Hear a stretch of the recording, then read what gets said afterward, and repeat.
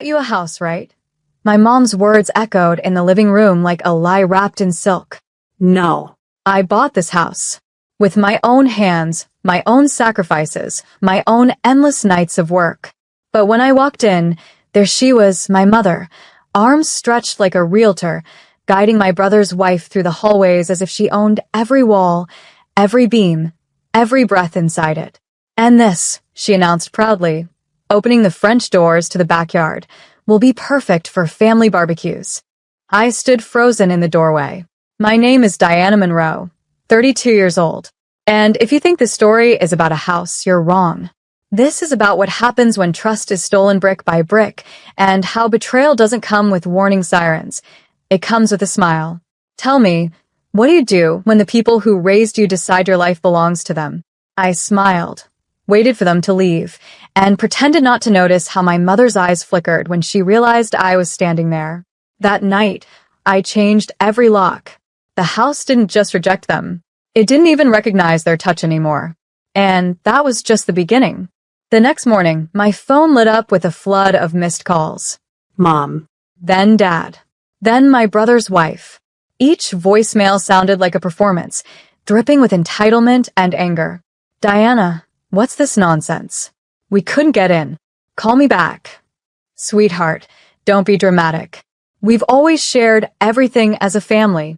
Keys, cars, bank accounts. It's no different with this house." And then, my brother's wife, her voice smug, almost rehearsed. "You really think you can keep it to yourself? It's ours too. Everyone knows your mother paid for it." That line nearly made me laugh out loud. Paid for it? My mother hadn't paid a single dime. I still remembered working 3 jobs, sleeping in my car, missing meals just to make the first down payment. I was the one who signed the mortgage papers, who wired every installment, who sacrificed friendships and love for a dream they now wanted to strip away in a single evening tour. By noon, I decided to test something. I pulled up the home security app on my phone. The footage from the night before was crystal clear. My mother's smile as she swung open the door, her voice proudly telling them, "Welcome to our new home." My brother's wife twirling in the kitchen like she already owned it. I saved the clips. Something told me I'd need them later. At 2 p.m., there was a knock at my door. Hard. Demanding. I peeked through the camera and saw them. Mom, Dad, and my brother's wife, all standing there, glaring at the locked door like it had betrayed them. I pressed mute on my phone, silenced every ring, and whispered to myself, "No, this time, I won't open the door." That silence was my first act of revenge.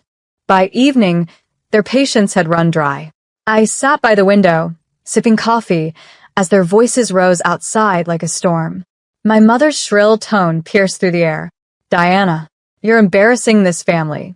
Open the door now." My brother's wife added fuel. "She's acting like a child. This house should have been ours anyway. Mom said so."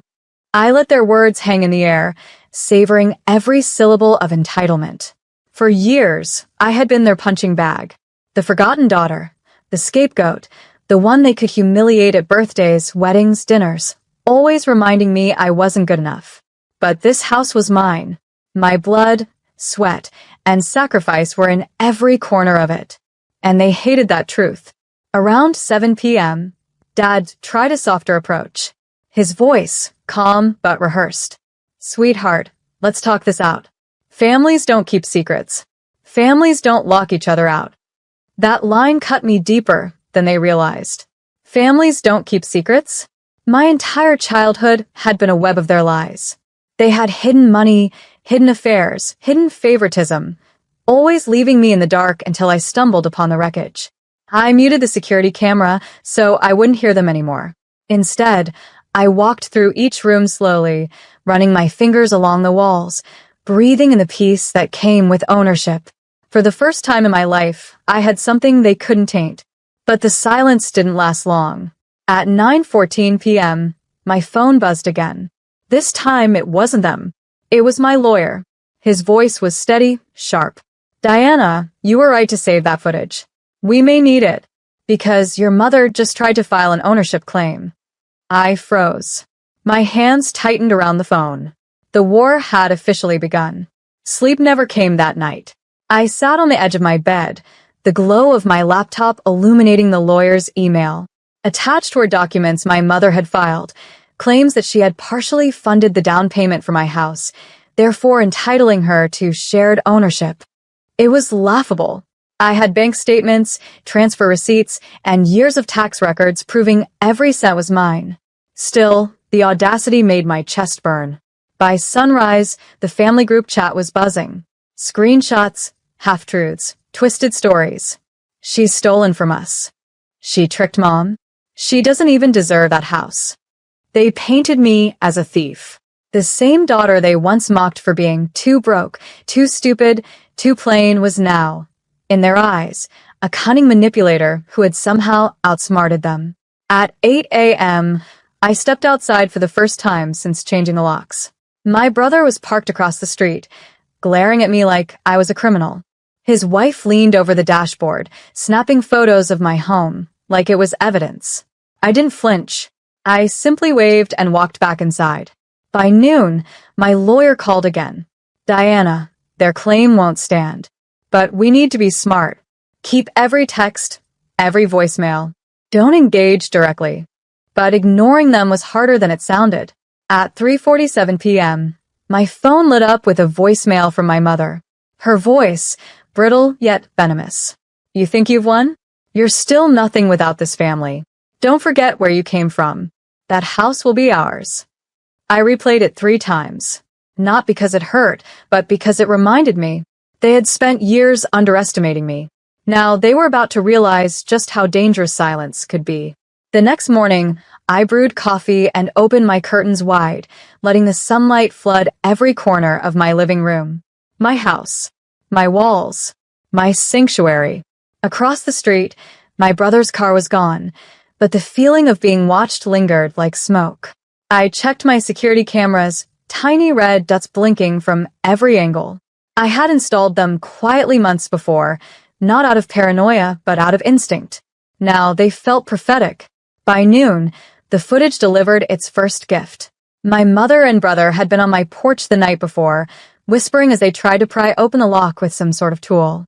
Their silhouettes were clear, their muttered curses sharper than glass.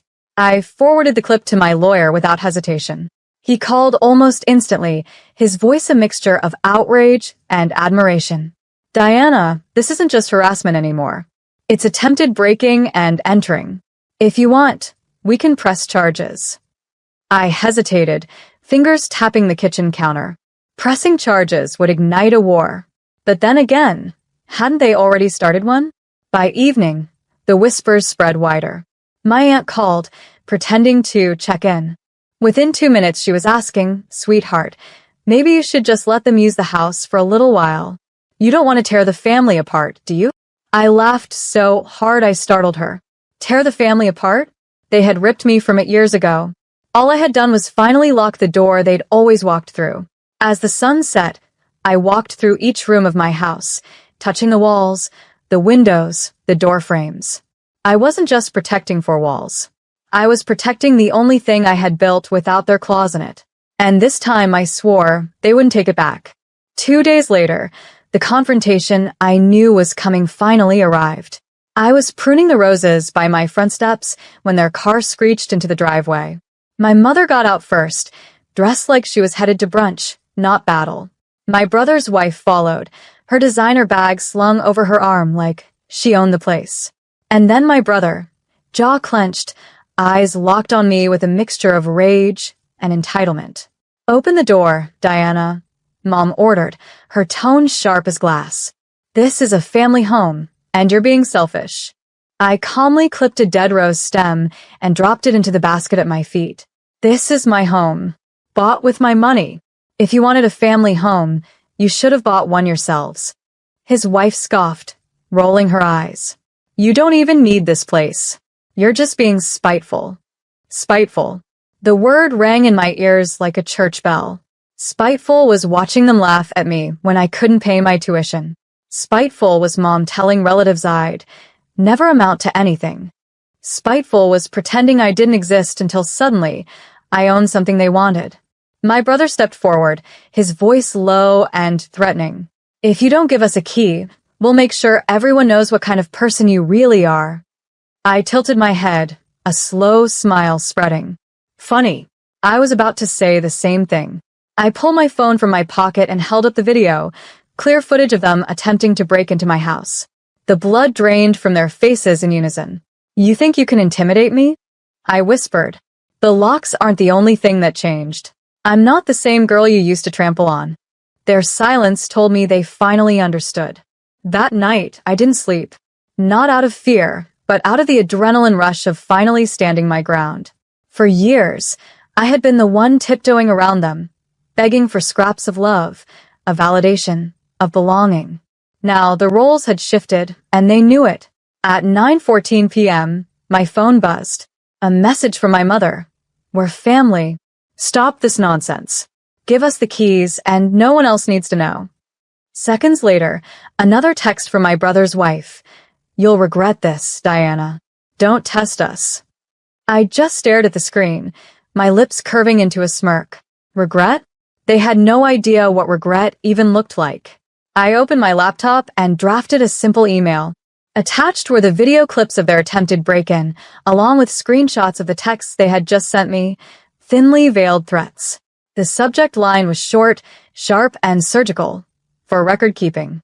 I blind copied it to the neighborhood association, my lawyer, and a contact at the local paper who'd been sniffing around for stories about the respectable family my mother always bragged about. When I hit send, I felt a weight lift off my chest. Years of humiliation, years of being treated like the family shadow, evaporated with one click. By morning, I knew the calls would start. Desperate ones. Angry ones. Maybe even tearful ones. But it didn't matter. Because for the first time, the truth was no longer locked inside me. It was out there, alive and breathing, and it would do what I never could. Make them accountable. And deep down, I wondered, would they even dare show their faces in public again? The next morning came with chaos. My phone lit up before sunrise, missed calls from my mother, frantic voicemails from my brother, even a shaky text from his wife begging me to take everything down. But the chain had already been set in motion. By 8 a.m., my lawyer confirmed the video evidence and threats were securely filed. By noon, the neighborhood group chat was buzzing with whispers. And by evening, the article hit the local paper. Prominent family under scrutiny for fraud and harassment. Their empire of appearances, carefully polished for decades, cracked overnight. My mother, who once paraded me as her shame, was now trending online as a liar. My brother's wife, who had sneered at me from my own porch, was suddenly the face of entitlement in the community. And me? I didn't even have to lift another finger. That evening, as the sun dipped into the horizon, I sat on my porch with a cup of coffee. I watched their car pull up, saw them hesitate at the locked gate. They didn't dare step out this time. My mother's eyes found mine, pleading, but I felt nothing. No rage, no hurt, no longing. Just clarity. I stood, walked to the gate, and said calmly, "You erased me for years. Now the world sees who you really are. This house, this peace, it's mine. And you'll never control it again." Their faces broke, but I didn't stay to watch. I turned, closed the door behind me, and let silence answer them. For the first time in my life, I wasn't the forgotten child, the family embarrassment, or the one left in shadows. I was free.